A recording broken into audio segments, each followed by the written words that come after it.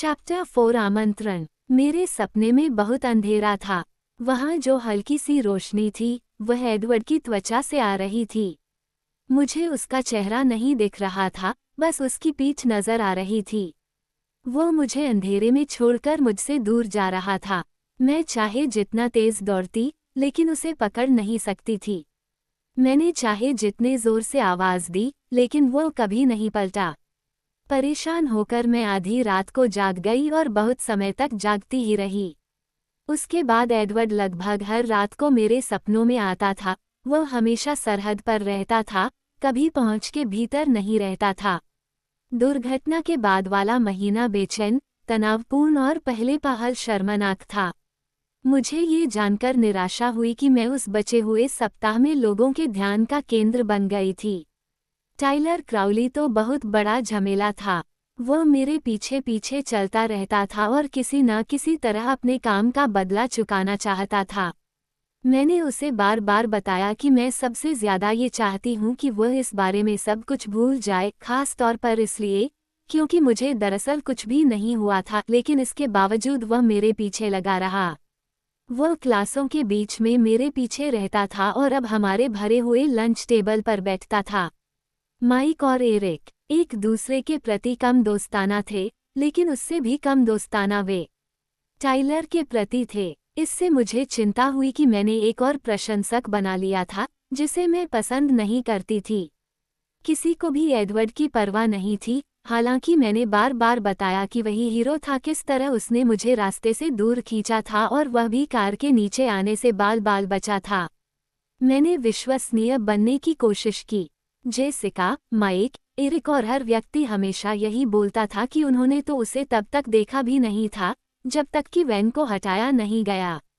मैंने खुद सोचा कि किसी दूसरे ने उसे इतनी दूर खड़े क्यों नहीं देखा, जिसके ठीक बाद उसने अचानक असंभव तरीके से मेरी जान बचाई। चिढ़ के साथ मुझे इसके कारण का एहसास हुआ। कोई दूसरा शायद एडवर्ड के बारे में उतना जागरूक नहीं था जितनी मैं हमेशा से थी। कोई दूसरा उसे उस तरह नहीं देखता था जिस तरह मैं देखती थी। एडवर्ड को कभी उन उत्सुक दर्शकों की भीड़ ने नहीं घेरा जो उससे आंखों देखा हाल जानने के लिए उत्सुक हों। लोग हमेशा की तरह उससे दूर रहते थे। कलन और हेल जोड़े हमेशा की तरह उसी टेबल पर बैठते थे, कुछ भी नहीं खाते थे और सिर्फ आपस में बात करते थे।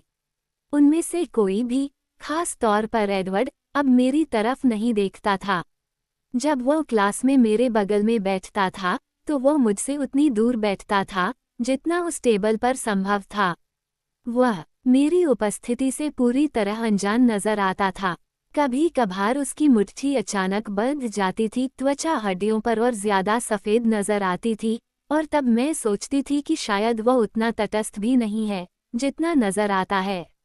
वह सोच रहा होगा कि काश उसने मुझे टाइलर की वैन के रास्ते से नहीं खींचा होता। मैं किसी दूसरे निष्कर्ष पर नहीं पहुंच सकती थी। मैं उससे बात करने के लिए बेकरार थी और दुर्घटना के बाद वाले दिन मैंने कोशिश भी की थी। आखिरी बार जब मैंने उसे देखा था, यानी इमरजेंसी रूम के बाहर, उस वक्त हम दोनों ही गुस्से में थे। मैं अब भी नाराज थी क्योंकि वह सच्चाई के मामले में मुझ पर भरोसा नहीं कर रहा था, हालांकि मैंने अपना वादा पूरी तरह से निभाया था। सच तो ये था कि उसने मेरी जान बचाई थी, चाहे जैसे भी बचाई हो, और रात भर में मेरे क्रोध की गर्मी कृतज्ञता में बदल गई। जब मैं बायोलॉजी की क्लास में गई और सीधे आगे देख रही थी तो वह पहले से ही बैठा हुआ था। मैं बैठ गई और उम्मीद करने लगी कि वो मेरी तरफ मुड़ेगा। उसने इस बात का कोई संकेत नहीं दिया कि उसे मेरे आने का एहसास भी था। हेलो एडवर्ड, मैंने अच्छे से कहा ताकि वो समझ जाए कि मैं अच्छा व्यवहार करने वाली हूँ। उसने अपना सिर मेरी तरफ हल्का सा घुमाया, एक बार सिर हिलाया और फिर दूसरी तरफ देखने लगा। ये वो आखिरी संपर्क था जो मेरा उसके साथ हुआ था, हालांकि वह हर दिन वहां रहता था, मुझसे 1 फुट दूर। मैं बार बार उसकी तरफ देखती थी क्योंकि मैं खुद को रोक नहीं पाती थी। दूर से, कैफेटेरिया में या पार्किंग लॉट में, मैं देखती थी कि उसकी सुनहरी आंखें दिनों दिन ज्यादा काली हो रही थीं। लेकिन क्लास में मैं उस पर उतना ही ध्यान देती थी जितना वह मुझ पर देता था। मैं दुखी थी और उसके सपने लगातार आते रहे। मेरे स्पष्ट झूठों के बावजूद मेरे ईमेल से रिनी को मेरी उदासी का अंदाजा हो गया और उन्होंने चिंता में कई बार फ़ोन किया। मैंने उन्हें विश्वास दिलाने की कोशिश की कि मैं मौसम की वजह से उदास थी। मेरे लैब पार्टनर और मेरे बीच के इस स्पष्ट झगड़े से माइक खुश था। मैं देख सकती थी कि वह इस बारे में चिंतित था कि एडवर्ड का जांबाज बचाव मुझे प्रभावित कर सकता है और उसे यह जानकर राहत मिली कि इसका विपरीत प्रभाव हुआ। उसका आत्मविश्वास इतना ज़्यादा बढ़ गया कि बायोलॉजी की क्लास शुरू होने से पहले वह मेरी टेबल की नोक पर बैठने लगा और एडवर्ड को उसी तरह नज़रअंदाज करता रहा जिस तरह एडवर्ड हमें नज़रअंदाज करता था। उस खतरनाक बर्फीले दिन के बाद बर्फ हमेशा के लिए चली गई। माइक निराश था कि उसे अपनी बर्फबारी के युद्ध के मंचन का मौका नहीं मिला, लेकिन उसे इस बात की खुशी थी कि हम समुद्र तट पर जल्दी ही पिकनिक मनाने जा सकते हैं। बारिश तेजी से गिरती रही और सप्ताह गुजरते गए। जेसिका ने मुझे भविष्य में आने वाली एक और घटना की जानकारी दी। उसने मार्च के पहले मंगलवार को फ़ोन करके पूछा कि क्या मैं उसे यह अनुमति दूंगी कि वह माइक को 2 सप्ताह बाद लड़कियों की चॉइस वाले स्प्रिंग डांस में आमंत्रित कर ले। क्या तुम्हें पक्का यकीन है कि तुम्हें फ़र्क नहीं पड़ेगा? कहीं तुम तो उसे आमंत्रित नहीं करने वाली थी? वह जुटी रही जब मैंने उसे बताया कि मुझे रत्ती भर भी फ़र्क नहीं पड़ता। नहीं जेस, मैं नहीं जा रही हूँ। मैंने उसे आश्वस्त किया। डांस मेरी योग्यताओं के बहुत बाहर की चीज़ थी। ये सचमुच मज़ेदार होगा। उसने आधे अधूरे मन से मुझे समझाने की कोशिश की। मुझे शक था कि जेसिका को मेरा सचमुच साथ उतना पसंद नहीं है जितनी मेरी अस्पष्ट लोकप्रियता। मैंने उसे प्रोत्साहित किया, तुम माइक के साथ मज़े करो। अगले दिन ट्रिग्नोमेट्री और स्पेनिश में जेसिका चुप चुप दिखी, जिससे मैं हैरान रह गई। बातूनीपन क्यों नहीं दिख रहा था? क्लासों के बीच मेरे साथ चलते समय भी वह चुप रही और मुझे उससे कारण पूछने में डर लग रहा था। अगर माइक ने उसे ठुकरा दिया था, तो जेसिका मुझे ये बात कभी नहीं बताना चाहेगी। मेरा डर लंच के दौरान ज़्यादा मजबूत हो गया, जब जेसिका माइक से ज़्यादा दूर बैठी और एरिक के साथ उत्साह से बात करने लगी। माइक असामान्य रूप से खामोश था। माइक तब भी खामोश था जब वह क्लास तक जाने के लिए मेरे साथ चला। उसके चेहरे का असहज भाव एक बुरा संकेत था, लेकिन उसने वह विषय तब तक नहीं छेड़ा जब तक कि मैं अपनी सीट पर नहीं बैठ गई और वह मेरी डेस्क पर नहीं बैठ गया। हमेशा की तरह मैं एडवर्ड के बारे में बिजली की तरह जागरूक थी, जो इतने करीब बैठा था कि मैं हाथ बढ़ाकर उसे छू सकती थी, लेकिन वह इतना दूर भी था मानो वह मेरी कल्पना का आविष्कार हो। तो माइक ने फर्श की ओर देखते हुए कहा, जेसिका ने मुझसे स्प्रिंग डांस पर चलने का पूछा है। ये बेहतरीन है। मैंने अपनी आवाज़ को उत्साही बनाया। तुम जेसिका के साथ बहुत मज़े करोगे। देखो, वह अटकने लगा जब उसने मेरी मुस्कान की जांच की। स्पष्ट रूप से वह मेरी प्रतिक्रिया से खुश नहीं था। मैंने उसे कहा, मुझे इसके बारे में सोचना होगा। तुमने ऐसा क्यों किया? मैंने नापसंदगी का भाव लाते हुए कहा, हालांकि मैं राहत में थी कि उसने जेसिका से साफ इनकार नहीं किया था। उसका चेहरा सुर्ख लाल हो गया और वह दोबारा नीचे देखने लगा। करुणा ने मेरे संकल्प को हिला दिया। मैं सोच रही थी कि क्या, देखो, क्या तुम मुझसे पूछने की योजना बना रहे हो? मैं पल भर के लिए ठहरी और अपराधबोध की उस लहर से नफरत करने लगी जो मेरे अंदर आ गई थी। लेकिन मैंने कनखियों से देखा कि एडवर्ड का सिर मेरी दिशा में झुका हुआ था। माइक, मैं सोचती हूँ कि तुम्हें उसे हाँ कह देना चाहिए था, मैंने कहा। क्या तुमने पहले ही किसी से बात कर ली है? क्या एडवर्ड ने इस बात पर गौर किया कि माइक की आंखें उसकी दिशा में घूमी थीं? नहीं, मैंने उसे आश्वस्त किया। मैं डांस नहीं करूंगी। क्यों नहीं? माइक ने जवाब मांगा। मैं उसे डांस की वजह से उत्पन्न होने वाले सुरक्षा के खतरे नहीं बताना चाहती थी, इसलिए मैंने फटाफट नई योजना बना ली। मैं उस शनिवार को सिएटल जा रही हूँ, मैंने जल्दी से बहाना, मुझे वैसे भी शहर के बाहर जाना ही था। अचानक ये जाने के लिए आदर्श समय लगने लगा था। क्या तुम किसी दूसरे वीकेंड में नहीं जा सकती? सॉरी, नहीं, मैंने कहा। इसलिए अब तुम्हें जेसिका से और इंतज़ार नहीं कराना चाहिए, ये बदतमीज़ी होगी। हाँ, तुम सही कह रही हो, वह बुदबुदाया और निराश होकर अपनी सीट की तरफ चल दिया। मैंने अपनी आंखें बंद कर ली और अपनी कनपटियों पर अंगुलियां दबाईं। मैं अपराधबोध और सहानुभूति को अपने दिमाग से बाहर धकाने की कोशिश कर रही थी। बेनर ने बोलना शुरू कर दिया। मैंने आह भरकर आंखें खोलीं। अब एडवर्ड जिज्ञासा से मुझे घूर रहा था, उसी जानी पहचानी कुंठा के साथ, जो उसकी काली आंखों में और भी ज्यादा स्पष्ट दिख रही थी। मैंने पलटकर घूरा। मैं हैरान थी और उम्मीद कर रही थी कि वह तुरंत दूर देखने लगेगा, लेकिन इसके बजाय वह पैनी गहनता से मेरी आंखों में निहारता रहा। मेरे दूर देखने का सवाल ही नहीं उठता था। मेरे हाथ कांपने लगे। कलन, टीचर ने पुकारा और उस सवाल का जवाब मांगा जो मैंने नहीं सुना था। क्रैब्स साइकिल, एडवर्ड ने जवाब दिया और अनिच्छा से बेनर की तरफ देखने के लिए मुड़ा। जैसे ही उसकी आंखों ने मुझे आज़ाद किया, मैं अपनी किताब की तरफ नीचे देखने लगी और अपनी जगह खोजने की कोशिश की। इस बार भी मैं हमेशा की तरह ही डरपोक निकली और अपना चेहरा छिपाने के लिए मैंने अपने बाल दाएं कंधे पर गिरा लिए। मेरे भीतर जज्बातों का जो सैलाब उठ रहा था, उस पर मुझे यकीन नहीं हो रहा था, सिर्फ इसलिए क्योंकि उसने 6 हफ्ते बाद मुझे पहली बार देखा था। मैं उसे खुद पर इस तरह का जादू करने की अनुमति नहीं दे सकती थी। ये दयनीय था। दयनीय से भी ज्यादा यह व्याकुल करने वाला था। बाकी की क्लास में मैंने बहुत कोशिश की कि उसके बारे में जागरूक न रहूं। चूंकि यह असंभव था, इसलिए मैंने ये कोशिश की कि उसे यह बात पता न चले कि मैं उसके बारे में जागरूक हूँ। जब आखिरकार घंटी बजी, तो मैंने अपना सामान बटोरने के लिए उसकी तरफ पीठ घुमा ली और उम्मीद करने लगी कि हमेशा की तरह आज भी वह तुरंत चला जाएगा। बेला, उसकी आवाज़ मेरे लिए इतनी जानी पहचानी नहीं होनी चाहिए थी, मानो मैं इस आवाज़ को चंद हफ्तों से नहीं, बल्कि जन्म जन्म से जानती थी। मैं धीरे धीरे अनिच्छा से घूमी। मैं वह महसूस नहीं करना चाहती थी जो मैं जानती थी कि मैं उसके अति आदर्श चेहरे को देखकर महसूस करूंगी। जब मैं आखिरकार उसकी ओर मुड़ी, तो मेरे चेहरे का भाव सतर्क था, उसके चेहरे का भाव पढ़ना संभव नहीं था।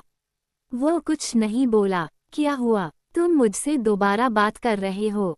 मैंने आखिरकार पूछा और बिना इरादे के मेरी आवाज़ चिड़चिड़ी हो गई थी। मुस्कान रोकने के लिए उसके होंठ थरथराए। उसने स्वीकार किया, नहीं, सचमुच नहीं।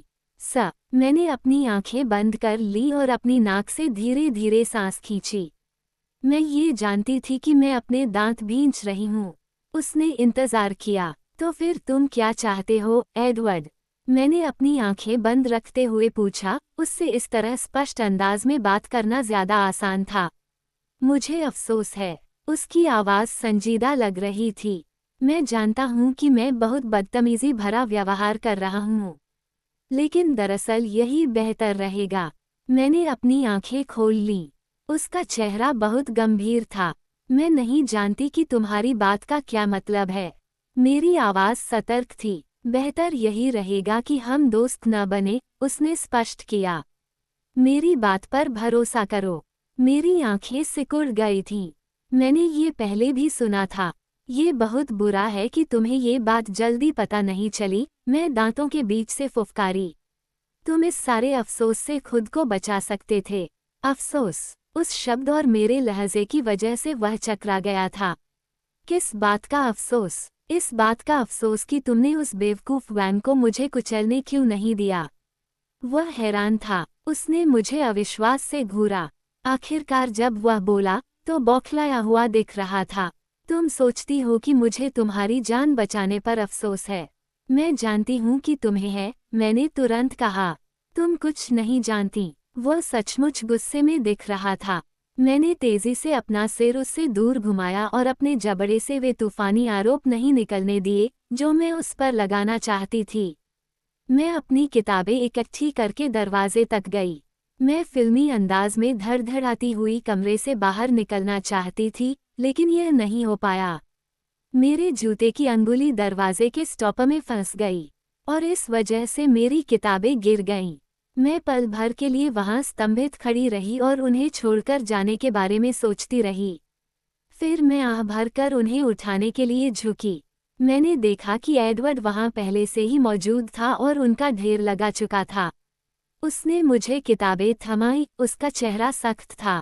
मैंने बर्फीले अंदाज में कहा, धन्यवाद। उसकी आंखें सिकुड़ गईं, वेलकम। मैं जल्दी से सीधी हुई, उससे दूर घूमी और बिना पलटकर देखे जिम की ओर धड़धड़ाती हुई चल दी। जिम निर्मम था, हम अब बास्केटबॉल खेल रहे थे। मेरी टीम मुझे कभी पास नहीं देती थी, जो अच्छी बात थी, लेकिन इसके बावजूद मैं बहुत बार गिरती रहती थी।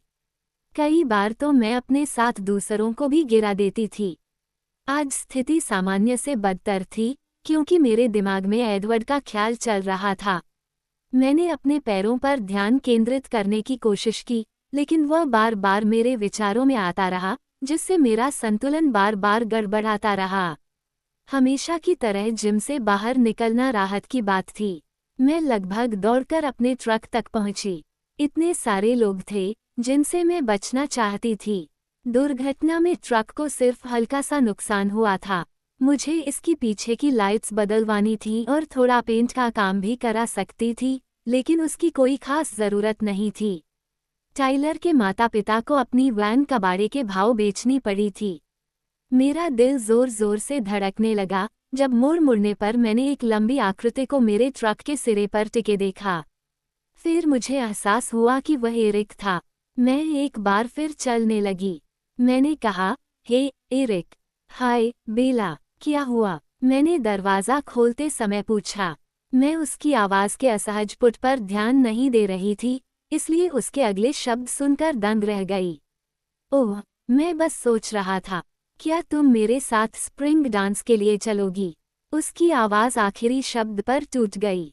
मुझे लग रहा था कि यह लड़कियों का चुनाव था। मैंने कहा, मैं इतनी हैरान थी कि कूटनीति भूल गई थी। उसने शर्मिंदा चेहरे के साथ स्वीकार किया, हाँ। मैंने खुद को संभाला और अपनी मुस्कान को गर्मजोशी भरा बनाने की कोशिश की। मुझसे पूछने के लिए धन्यवाद, लेकिन उस दिन मैं सिएटल जा रही हूँ। ओह, उसने कहा, तो शायद अगली बार। बिल्कुल, मैंने सहमति में कहा और अपना होंठ काट लिया। मैं नहीं चाहती थी कि वह इसे सच समझ ले। वह दोबारा स्कूल की तरफ चला गया। मुझे किसी की हल्की सी दबी हंसी सुनाई दी। एडवर्ड मेरे ट्रक के सामने से गुजर रहा था, सीधे आगे देख रहा था और उसके होंठ कसकर भिंचे थे। मैं दरवाज़ा खोलकर अंदर कूदी और इसे अपने पीछे कसकर बंद कर लिया। मैंने इंजन को चालू किया और गलियारे में रिवर्स किया। एडवर्ड पहले से ही अपनी कार में बैठ चुका था, जो मेरे ट्रक के सामने से कुछ दूर थी। उसकी कार की वजह से मेरा बाहर जाने का रास्ता बंद हो गया था।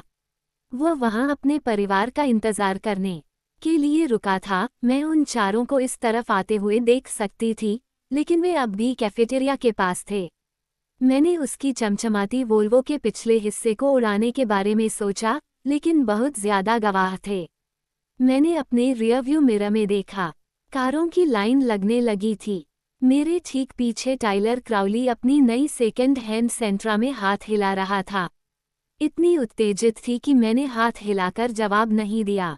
जब मैं वहां बैठकर सामने वाली कार को छोड़कर हर तरफ देख रही थी, तो मुझे अपनी पैसेंजर वाली खिड़की पर दस्तक सुनाई दी। मैंने देखा, ये टाइलर था। मैंने दुविधा में अपने रियरव्यू मिरर में देखा। उसकी कार अब भी चालू थी, लेकिन उसका दरवाज़ा खुला था। मैं खिड़की नीचे करने के लिए झुकी। ये सख्त थी। आधे रास्ते नीचे करने के बाद मैंने हार मान ली।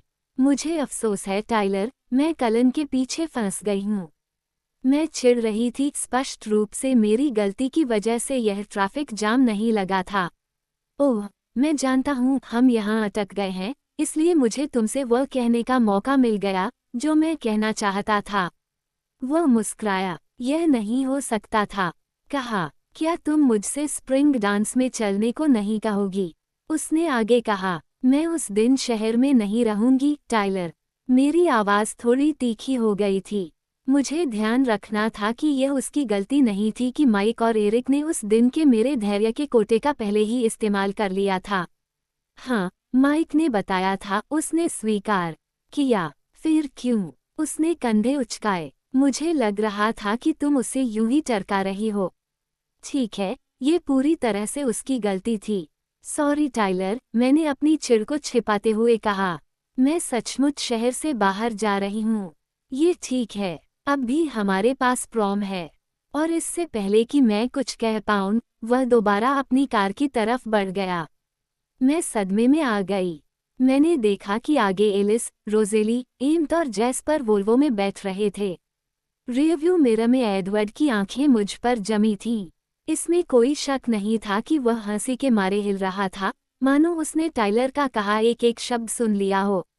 मेरा पैर एक्सीलरेटर दबाने के लिए व्याकुल हो रहा था। एक छोटे से धक्के से किसी को भी नुकसान नहीं होता, बस उस सिल्वर पेंट का चमचमाता हुलिया बिगड़ जाता। मैंने इंजन चालू किया, लेकिन तब तक वे सभी अंदर बैठ चुके थे और एडवर्ड तेजी से कार चलाने लगा था। मैंने धीरे धीरे, सावधानी से और रास्ते भर खुद से बड़बड़ाते हुए ट्रक चलाया।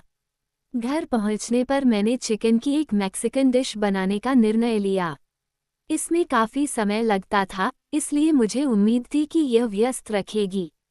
जब मैं धीमी आंच पर प्याज और मिर्च भून रही थी, तो फोन की घंटी बजी। मुझे इसे उठाने में डर लग रहा था, लेकिन मैंने उठा लिया। ये चाली या माँ का फोन भी हो सकता था। फोन जेसिका ने किया था और वो बहुत खुश थी। माइक ने स्कूल के बाद उसे पकड़कर उसका आमंत्रण स्वीकार कर लिया था। प्याज मिर्च चलाते वक्त मैंने उसके साथ थोड़ा जश्न मनाया। फिर उसने कहा कि वो फोन रखती है, क्योंकि उसे एंजेला और लॉरेन को भी यही बात बतानी थी। मैंने सुझाव दिया सामान्य मासूमियत के साथ कि शायद एंजेला, मेरे साथ बायोलॉजी पढ़ने वाली शर्मीली लड़की, एरिक को आमंत्रित कर सकती है।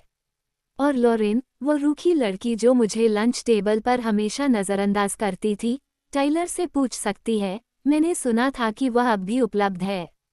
जेस के हिसाब से यह बेहतरीन विचार था। अब जब उसे माइक का विश्वास हो गया था, तो वह सचमुच संजीदा लग रही थी जब उसने कहा कि काश मैं भी डांस में चलती। मैंने उसे भी सिएटल जाने का बहाना चिपका दिया। फोन रखने के बाद मैंने डिनर पर ध्यान केंद्रित करने की कोशिश की, खास तौर पर चिकन को काटते समय। मैं एक बार फिर अस्पताल के इमरजेंसी रूम में नहीं जाना चाहती थी, लेकिन एडवर्ड के आज बोले हर शब्द का विश्लेषण करते समय मेरा सिर घूम रहा था। उसकी बात का क्या मतलब था? बेहतर यही रहेगा कि हम दोस्त न बने। उसके मतलब का अनुमान लगाते वक्त मेरे पेट में ऐंठन होने लगी। उसने गौर किया होगा कि मैं उसमें कितनी खोई रहती हूँ। वो नहीं चाहता होगा कि मैं उस दिशा में आगे जाऊं। इसलिए हम दोस्त भी नहीं रह सकते, क्योंकि उसकी मुझमें जरा भी रुचि नहीं है। जाहिर है, उसकी मुझमें रुचि नहीं थी। मैंने गुस्से से सोचा। मेरी आंखों में जलन हो रही थी। प्यार पर देर से होने वाली प्रतिक्रिया। मैं रोचक नहीं थी, और वह था रोचक और प्रतिभाशाली और रहस्यमय और आदर्श और सुंदर और संभवतः एक हाथ से बड़ी वैन को उठाने में सक्षम। तो ये ठीक है, मैं उसे अकेला छोड़ सकती हूँ। मैं उसे अकेला छोड़ दूंगी। मैं यहाँ नरक में अपनी खुद की थोपी हुई सजा काटूंगी और फिर आशा करूंगी कि दक्षिण पश्चिम या शायद हवाई का कोई कॉलेज मुझे स्कॉलरशिप दे दे। मैंने अपने विचार धूप वाले तटों और ताड़ के वृक्षों पर केंद्रित किए जब मैंने मैक्सिकन डिश को तैयार करके ओवन में रखा। जब घर आने पर चाली को हरी मिर्च की खुशबू आए, तो उन्होंने शक की नज़र से देखा। उनका कोई दोष नहीं था। सबसे करीबी खाने योग्य मैक्सिकन भोजन शायद दक्षिणी कैलिफोर्निया में मिलता था। वे भले ही छोटे शहर के सिपाही हों, लेकिन थे तो सिपाही, इसलिए उन्होंने बहादुरी दिखाते हुए पहला कौर खा लिया। ऐसा लगा कि उन्हें ये पसंद आया। वे धीरे धीरे किचन में मुझ पर भरोसा करने लगे थे और ये देखना मज़ेदार था। डैडी, मैंने पूछा जब उनका खाना लगभग पूरा हो गया। हाँ, बेला। ओह, मैं बस आपको बताना चाहती थी कि मैं एक दिन के लिए सिएटल जा रही हूँ, शनिवार से एक सप्ताह बाद। क्या ये ठीक है? मैं अनुमति नहीं लेना चाहती थी। ये बुरी परंपरा होती, लेकिन न बताना असभ्यता होती, इसलिए मैंने इस तरह से बताया। क्यों? वे हैरान दिख रहे थे, मानो वे कल्पना नहीं कर पा रहे हों कि ऐसा क्या था जो फोक्स में नहीं मिल सकता था। देखिए, मैं कुछ किताबें चाहती हूँ। यहाँ की लाइब्रेरी छोटी है और मैं शायद कुछ कपड़े भी देख लूँगी। मेरे पास अब इतना पैसा था जितने की आदत नहीं थी, क्योंकि चाली की बदौलत मुझे कार खरीदने के पैसे नहीं देने पड़े थे। वैसे ट्रक गैस के मामले में काफ़ी कीमत वसूल कर लेता था। उस ट्रक का गैस माइलेज शायद ज़्यादा अच्छा नहीं होगा। उनके शब्द मेरे विचारों की गूंज थे। मैं जानती हूँ, मैं मोंटेसिनो और ओलंपिया में और टैकोमा में रुक जाऊंगी अगर मुझे ये करना पड़ा। क्या तुम अकेली जा रही हो? उन्होंने पूछा। मैं नहीं जानती थी कि क्या उन्हें शक था कि मेरा कोई गोपनीय बॉयफ्रेंड है या वे सिर्फ कार की मुश्किल के बारे में चिंतित थे। हाँ, सिएटल काफ़ी बड़ा शहर है, तुम खो सकती हो, वे चिंता करने लगे। डैडी, फीनिक्स सिएटल से 5 गुना बड़ा है और मैं नक्शा देख सकती हूँ, इसलिए चिंता न करें। क्या तुम चाहती हो कि मैं तुम्हारे साथ चलूं? मैंने चतुराई से अपनी दहशत छिपाने की कोशिश की। नहीं, डैडी, मैं शायद दिन भर ड्रेसिंग रूम में रहूंगी, आपके लिए बहुत बोरिंग रहेगा। ओह, तो फिर ठीक है। महिलाओं की पोशाक वाली दुकान पर बैठने के विचार से ही उनका मन उखड़ गया था। धन्यवाद, मैं उनकी तरफ देखकर मुस्कराई। तुम डांस के लिए समय पर लौट तो आओगी? ओह, सिर्फ इतने छोटे शहर में ही किसी पिता को ये जानकारी हो सकती है कि हाई स्कूल के डांस कब होने वाले थे। पेज 85। नहीं, मैं डांस नहीं करती, डैडी। उन्हें तो ये बात समझनी चाहिए थी, मुझे संतुलन की समस्याएं अपनी माँ से नहीं, बल्कि उनसे विरासत में मिली थीं। वे समझ गए। ओह, ये ठीक है, उन्होंने एहसास किया। अगली सुबह जब मैं पार्किंग लॉट में पहुंची, तो मैंने जानबूझकर अपना ट्रक सिल्वर वोल्वो से यथासंभव दूर खड़ा किया। मैं उसकी कार ठोंकने के प्रलोभन से बचना चाहती थी, ताकि मुझ पर नई कार का ऋण न चढ़ जाए। गाड़ी से बाहर निकलते समय मेरे हाथ से चाबी फिसल गई और मेरे पैरों के पास पानी वाले गड्ढे में गिर गई। जब मैं उसे उठाने के लिए झुकी, तो अचानक एक सफ़ेद हाथ आया और उसने चाबी उठा ली। मैं सीधी खड़ी हो गई। एडवर्ड कलन मेरे बगल में खड़ा था और आराम से मेरे ट्रक पर झुका था। तुम ये कैसे कर लेते हो? मैंने हैरानी और चिढ़ से पूछा। क्या? ये बोलते समय उसने चाबी आगे बढ़ाई। जब मैंने चाबी लेने के लिए हाथ बढ़ाया, तो उसने इसे मेरी हथेली पर गिरा दिया। हवा में से प्रकट होना।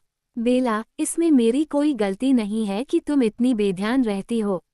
उसकी आवाज़ हमेशा की तरह धीमी थी, मखमली, शांत। मैंने उसके आदर्श चेहरे को त्योरी चढ़ाकर देखा। उसकी आंखें आज एक बार फिर हल्की थीं, सुनहरे शहद जैसे रंग की। इसके बाद मेरे विचार इतने उलझ गए कि उन्हें सही करने के लिए मुझे नीचे देखना पड़ा। कल रात ट्रैफिक जाम क्यों लगाया था? मैंने अब भी दूर देखते हुए पूछा। मैंने सोचा था कि तुम ये नाटक कर रहे हो कि मेरा कोई अस्तित्व ही नहीं है, चिढ़ाकर जान लेने पर आमादा नहीं हो। वह मैंने अपनी नहीं, टाइलर की खातिर किया था। मुझे उसे भी तो मौका देना था। वह मक्कारी से हंसा। तुम, मैंने हाँफते हुए कहा। मैं पर्याप्त बुरा शब्द नहीं खोज पाई। ऐसा महसूस हुआ जैसे मेरे गुस्से की आग को उसके शरीर को जलाकर राख कर देना चाहिए, लेकिन वह काफी खुश दिख रहा था।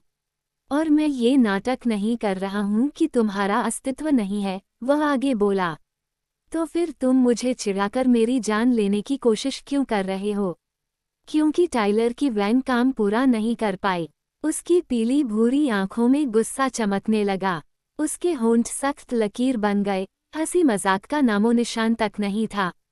बेला, तुम बहुत मूर्ख हो, उसने कहा और उसकी धीमी आवाज़ ठंडी थी। मेरी हथेलियां कौपने लगी, बहुत बुरी तरह मारना चाहती थी। मैं खुद पर हैरान थी। आमतौर पर मैं काफ़ी अहिंसक इंसान हूँ। मैं पीठ घुमाकर चलने लगी। ठहरो, उसने कहा। इसके बावजूद मैं चलती रही, गुस्से से बारिश में छप-छप करते हुए। लेकिन वह मेरे बगल में आ गया था और आसानी से मेरी बराबरी पर चल रहा था। मुझे अफसोस है, ये बदतमीजी थी, उसने साथ साथ चलते हुए कहा। मैंने उसकी बात अनसुनी कर दी। मैं यह नहीं कह रहा हूँ कि यह सच नहीं है, उसने आगे कहा, लेकिन फिर भी इसे कहना बदतमीजी था। तुम मुझे अकेला क्यों नहीं छोड़ देते? मैं बड़बड़ाई। मैं तुमसे कुछ पूछना चाहता था, लेकिन तुमने मुझे भटका दिया, उसने हंसी दबाते हुए कहा। ऐसा लग रहा था कि उसका हास्यबोध लौट आया था। क्या तुम्हें मल्टीपल पर्सनैलिटी डिसऑर्डर है? मैंने गंभीरता से पूछा। तुम ये दोबारा कर रही हो? मैंने आह भरी। तो फिर ठीक है। तुम क्या पूछना चाहते हो? मैं पूछ रहा था कि क्या शनिवार से 1 सप्ताह बाद तुम जानती हो, स्प्रिंग डांस वाले दिन। क्या तुम मज़े लेने की कोशिश कर रहे हो? मैंने उसकी बात बीच में काट दी और उसकी तरफ घूम गई। उसके चेहरे के भाव देखकर मेरा चेहरा तरबतर हो गया। उसकी खुश आंखें दुष्टता से दमक रही थीं। क्या तुम मुझे अपनी बात पूरी करने दोगी? मैंने अपना होंठ काटा, अपने हाथों की मुट्ठी बना ली और अपनी अंगुलियां बांध ली ताकि मैं कोई हिंसक काम ना कर सकूं। मैंने सुना था तुम उस दिन सिएटल जा रही हो और मैं सोच रहा था कि क्या तुम राइड चाहती हो। यह अप्रत्याशित था। क्या? मुझे पक्का नहीं था कि वो क्या कहना चाह रहा है। क्या तुम सिएटल के लिए राइड चाहती हो? किसके साथ? मैंने चकराते हुए पूछा। जाहिर है, मेरे साथ।